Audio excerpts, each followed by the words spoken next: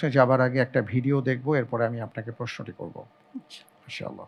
ইল্লাল্লাহ, প্রস্তুত হয়ে নামবো মাঠে, লা ইলাহা ইল্লাল্লাহ। আপনার জন্য এবারের প্রশ্ন। আল্লাহু আকবার।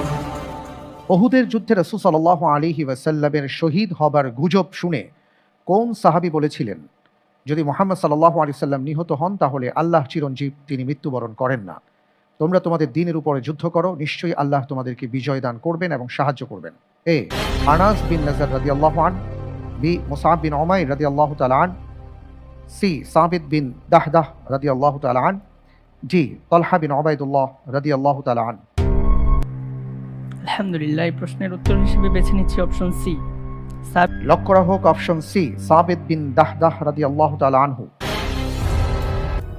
আপনি যে উত্তরটি দিয়েছেন আপনার উত্তরটি সঠিক উত্তর। আলহামদুলিল্লাহ।